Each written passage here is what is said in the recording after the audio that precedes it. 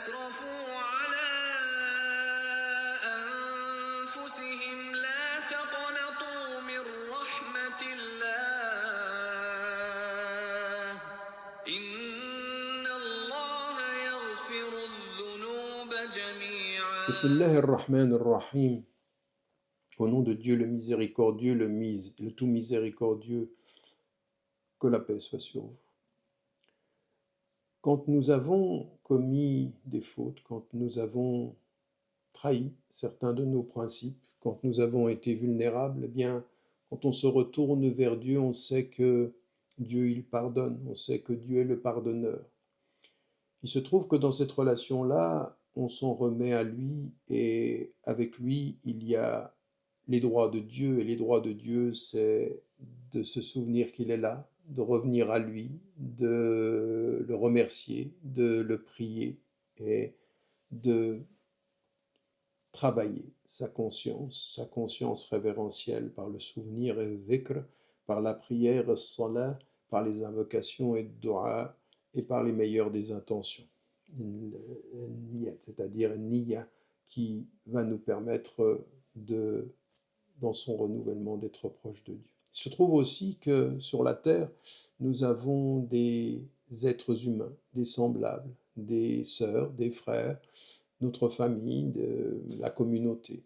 Et qu'il faut savoir qu'ils ont des droits aussi, et que ces droits, il ne faut pas les léser. Il ne faut pas léser sa sœur, il ne faut pas léser son frère, et de la même façon qu'il faut régler ses dettes avant de partir, il faut régler ses dettes d'amour, ses dettes d'action par rapport à ses sœurs et ses frères, et faire en sorte de quitter la terre en n'ayant pas lésé ou en n'ayant pas réglé une chose qui pourrait être le fait de lui avoir fait mal, de n'avoir pas respecté ses droits.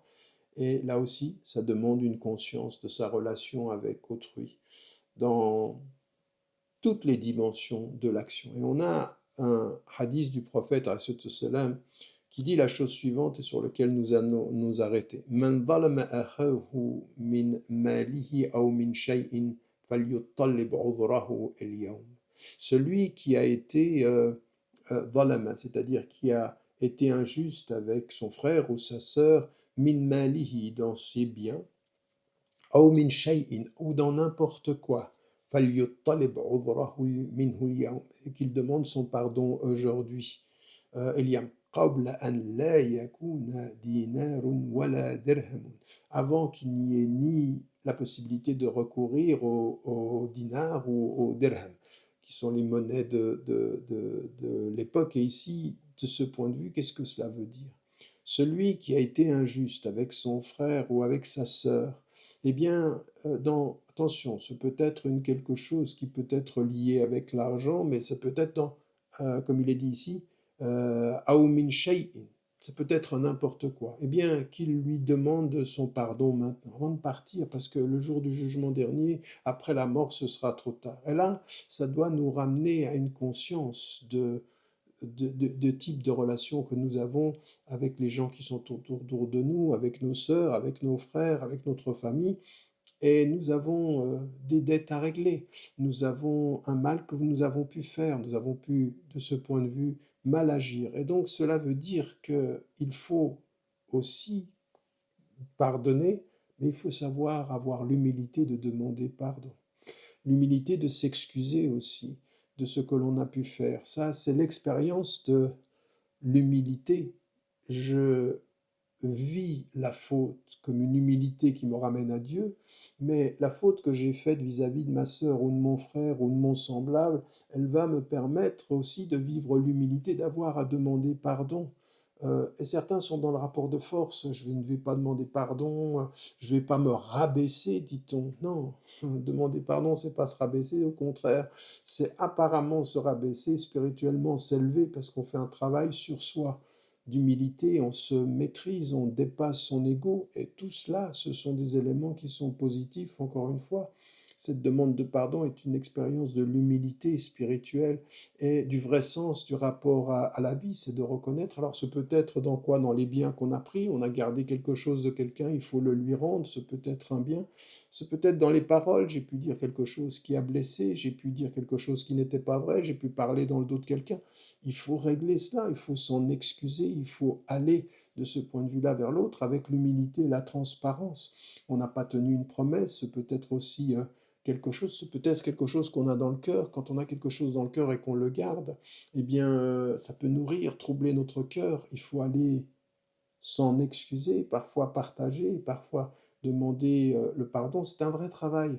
C'est un vrai travail de libération personnelle parce que l'humilité, d'abord la prise de conscience de ce que l'on a, d'une dette que l'on doit, d'une parole que l'on n'a pas tenue, de propos qu'on a tenus, de bien que l'on a ou de mal que l'on a fait, eh bien ça reste en nous. Et le processus de libération, c'est prendre conscience, avoir l'humilité d'aller vers l'autre, sa sœur, son frère, son papa, sa maman, ses enfants même, sa communauté humaine, et puis faire en sorte qu'on s'en libère. Donc on ne passe pas à travers le fait de ruminer la faute en soi, mais s'en libérer pour la partager avec l'humilité de la reconnaître, l'humilité de demander pardon et l'élévation spirituelle, de trouver la paix dans ce processus-là. Parce que, effectivement, une fois qu'on l'a dit, eh bien, on acquiert une sorte de tranquillité intérieure. Et puis voilà, on s'est libéré d'un poids qui était le poids d'une erreur pour s'élever dans la transparence qui est le rapprochement de la personne qui est humble, de la personne qui est sage, de la personne qui fait de son mieux, qui lutte avec soi-même pour devenir meilleur et qui n'hésite pas, quand elle a fait du mal à autrui, de le reconnaître, de le dire et de s'en excuser. Plus je m'excuse d'erreurs que j'ai faites, plus je me rapproche de celui qui excuse les miennes. N'oubliez pas, n'oubliez jamais de dire à ceux que vous aimez que vous les aimez. La vie est fragile. قل يا عبادي الذين أسرفوا على أنفسهم لا تقنطوا من رحمة الله إن الله يغفر الذنوب جميعا